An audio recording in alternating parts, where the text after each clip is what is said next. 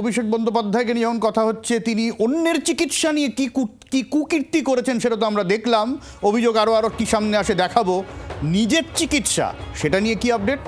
একদমই, একদিকে তো সব্যসাচী রক্ষা কবচের মেয়াদ কলকাতা হাইকোর্ট বাড়িয়েছে ডিজে মামলায় একদম 30শে সেপ্টেম্বর পর্যন্ত, কিন্তু চোখের চিকিৎসার জন্য অভিষেক বন্দ্যোপাধ্যায় যে বিদেশে চিকিৎসা করাতে যান সেটা এবার চলবে না, এমনটাই কিন্তু বক্তব্য, এমনটাই পর্যবেক্ষণ আদালতের, যে যদি শারীরিক সমস্যা কিছু হয়েও থাকে তাহলে সেটা এই রাজ্যে চিকিৎসা করা সম্ভব, এমনটাই আদালত বলছে। চোখের চিকিৎসায় দেশের বাইরে নয়, রাজ্যেই চিকিৎসা করানোর পক্ষে পর্যবেক্ষণ আদালতের। কোনো মেডিকেল ইস্যু এই রাজ্যে সমাধান হবে না এটাও নয়।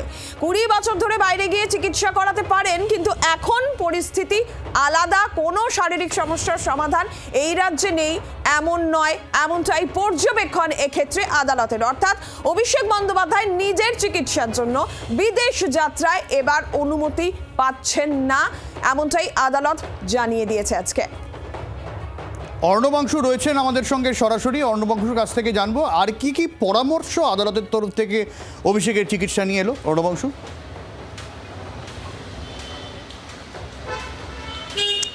দেখো, সেটা হচ্ছে বিদেশ যাওয়ার জন্য সবুজ সিগন্যাল তো দিলই না আদালত, তা বরঞ্চ তার যাত্রাপথে যে পর্যবেক্ষণ বড় বাধা হয়ে দাঁড়াতে চলেছে সেটা বলাই বাহুল্য। কারণ কলকাতা হাইকোর্টের বিচারপতি সৌগত ভট্টাচার্য বলছেন এটাই, যে আপনি এসএসকেএমে যান, এসএসকেএমে যান, আমি অর্ডার লিখে দিচ্ছি যে স্পেশাল বোর্ড গঠন করতে হবে, সেই বোর্ডের কাছে কি আপনি আপনার রিপোর্টগুলো দেখান, তারপর দেখুন যে আপনার চিকিৎসা হয় কিনা। আমি আমার কেরিয়ার জীবনে প্রথমার্ধের দিকে কিন্তু আমি মেডিকেল কাউন্সিলর হয়েই সওয়াল করতাম, সুতরাং আমি জানি রাজ্যের স্বাস্থ্য ব্যবস্থা সম্পর্কে। আর দ্বিতীয়ত, যে রাজ্যের পরিস্থিতি বদলেছে, সময় বদলেছে, এখন ইনভেস্টিগেশন চলছে, এখন ইনভেস্টিগেশন শেষ হয়নি, এই মুহূর্তে পারমিশন দেওয়া সম্ভব নয়। আদালত কিন্তু এই পর্যবেক্ষণ স্পষ্ট করে দিয়েছে। সুতরাং এসএসকেএমে যাওয়ার পরামর্শ দিয়েছে কলকাতা হাইকোর্ট, এবং এসএসকেএমে তার জন্য স্পেশাল বোর্ড গঠন করারও নির্দেশ দেওয়া যেতে পারে, সেটাও আদালত বার্তা দিয়েছে। তবে সর্বোপরি এই মামলার সিদ্ধান্ত আজকে কিছু হয়নি, আগামী অগস্ট মাসের প্রথমার্ধের দিকে এই মামলার শুনানি হবে। অভিষেক বন্দ্যোপাধ্যায়ের তরফ থেকে একটা বক্তব্য রয়েছে, তারা বলছেন কি, অভিযুক্ত হতে পারি, কিন্তু অভিযুক্ত হয়ে আমি চিকিৎসা কোথায় করাবো সেটা আমি বলতে পারবো না, আমার চয়েস থাকবে না। এটা কি করে হয়? আইনে এমন তো কোনো জায়গা নেই যে আমার চয়েস থাকতে পারে না, কারণ আমি লাস্ট 10 ইয়ার্স ধরে দেখাচ্ছি সেখানে। সেই জায়গায় তারা সওয়াল করবেন আগামী অগস্ট মাসের প্রথমার্ধের দিকে। তবে আপাতভাবে যে পর্যবেক্ষণ তা কিন্তু অবশ্যই অভিষেক বন্দ্যোপাধ্যায়ের ক্ষেত্রে অস্বস্তিকর। ঠিক, অবশ্যই।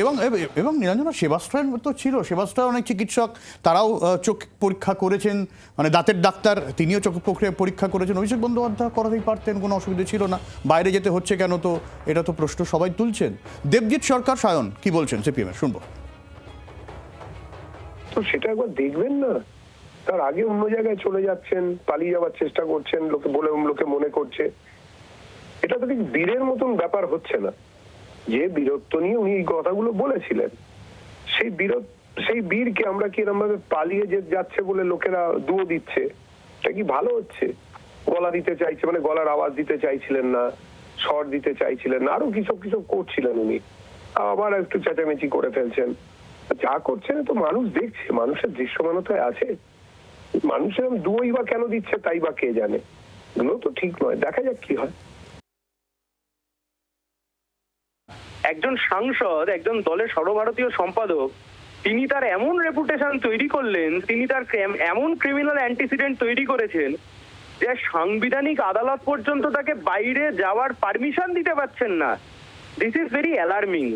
কিন্তু আমি প্রথমেই যে কথা বললাম যে অভিষেক ব্যানার্জির বিরুদ্ধে আরো অনেক বড় বড় মামলা আছে, আরো বড় এফআইআর রয়েছে। কালীঘাটের কাকুর গলার কণ্ঠস্বরের নমুনা সংগ্রহ করা হয়েছিল চাকরি দুর্নীতির মামলায়। এই মামলাগুলোর তদন্ত না করে এই ফাটকা মার্কাটা ডিজে এর তদন্ত, আসলে গোটাটা লোক দেখানো, এর কতটা কনভিকশন হবে সেই নিয়ে আমাদের সবার ডাউট আছে। বাংলার আওয়াজ, বাঙালির আবেগ, জি 24 ঘন্টা।